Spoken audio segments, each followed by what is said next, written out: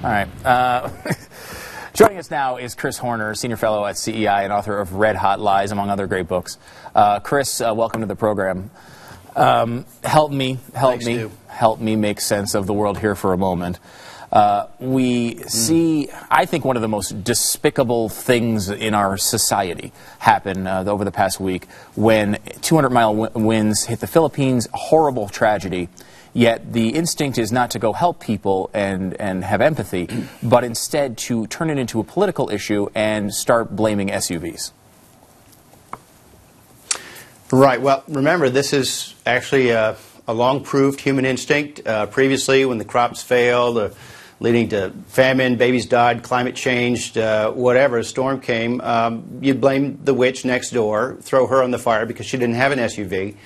And now it's when these catastrophes occur. In fact, it's quite often, it's mildly amusing, tiresome when they do this ritual in response to every blizzard or heat wave. It is disgusting. It is sick when they do this in response to catastrophe. It is, I think, Stu, it's a combination of two things. There's desperation.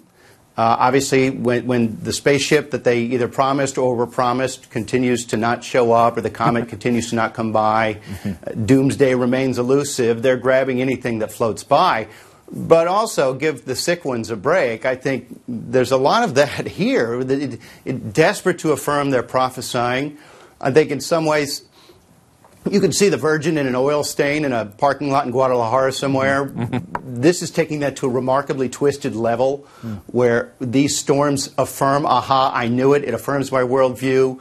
Modernity, whatever it is, wealth is horrible when, of course, the same storm has hit wealthy areas and no one died.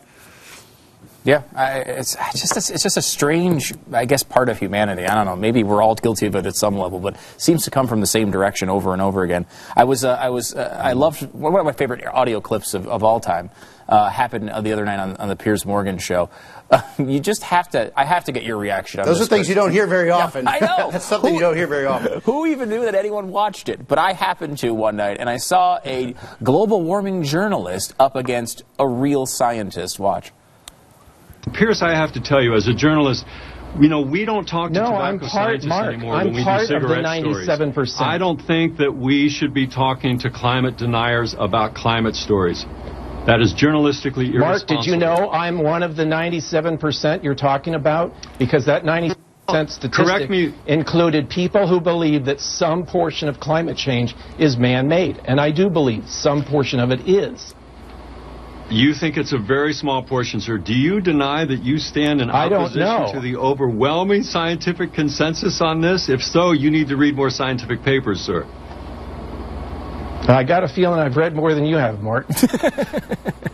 Well, I suspect you have, but I think I've interviewed a lot more scientists than you have, sir. Oh. And it is, I think based on your job, I know which kind of scientist you interview, because all right, that's your enough. job depends. I mean, Chris, he has interviewed more scientists than Dr. Roy Spencer, you know. Why didn't you say so? Why are we even here? I mean, case closed. Look, they've been doing this in response. They've been pulling out this figure ever since, well, in response to various groups. One time when I first was dragged into this issue, after innocently practicing law in Washington, when I found out who was really driving this issue, it was Enron and some other rent-seeking companies, decided to try to fight it. They were claiming 90-something%, and it turned out they were hotel administrators, experts in ancient Chinese healing techniques, gynecologists, and so on, world's leading climate scientists. Of course. And then they trotted out, and it turned out it was maybe 87 respondents to a study, and now they're saying it's 97%.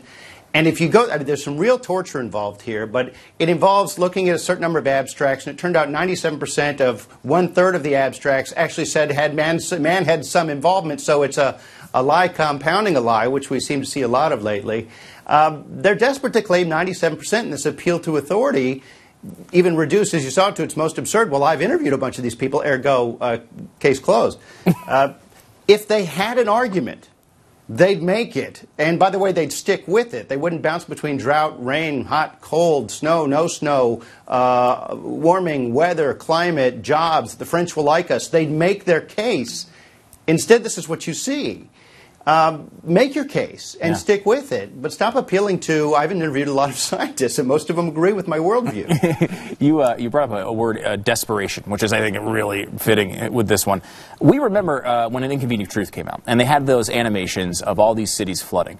Now Al Gore is going around the world and saying he correctly predicted this flooding because of Sandy last year. Now, what led to that flooding in the movie was a 20-foot sea level rise, not a storm. So, first of all, how disingenuous do you have to be as a person to go to your own audience and try to claim responsibility for something like that when what the cause that you predicted that would make this city flood is something that isn't even close to happening? You have to really see someone who prophesies in the mirror, and he does. And he also is willing to take credit for, I believe people recall, a lot of things, from discovering a little town called Love Canal to inventing the internet, which tends to trip him up a lot, by the way, that pesky internet, to now claiming credit for this. Sea levels rise. They rise about 8 inches per century in between glaciations. That's what they do. They're not rising at any disparate rate. This is a desperate man who puts his mouth where his money is, and the only thing he's predicted is that he can get friends in government to underwrite, to rob Peter to pay him, Paul, for things he, quote, invested in, using the term very loosely. I will tell you about people, and people I've seen Gleb interview, who've told me in private that when they try to get money from rich left-wingers, the people say, we'll give you money if you can get Al Gore off the stage. He's that credible. They view him as a real problem, and for reasons like this. Well, and look, Al Gore predicted a 20-foot sea level rise, which is bad enough. I was amazed, though, to see Yahoo News and National Geographic go to this particular thing. I can't believe this. They are not saying what would happen with a 20-foot sea level rise. They are now saying what would happen with a 216-foot sea level rise. And they went through all the trouble to make these fancy graphics that showed if every single piece of ice on the planet melted, we would have a 216-foot sea level rise, and this is what the world would look like. Is there any scientific basis? Is the UN predicting a 216-foot sea level rise at any time? Is there anything they're basing this on, Chris? Maybe in the back in the scary chapter. I think they have a Revelations chapter in these reports. I don't think there's any basis for this, and they do ignore, for example, the topography of Greenland and so on. If it melts in a bowl, where's it going to go? And there's a lot of really flamboyant exaggeration involved here. That's about the worst I've seen. It rises 8 inches per century. It's not outside of that. You've got 100 years. Move back.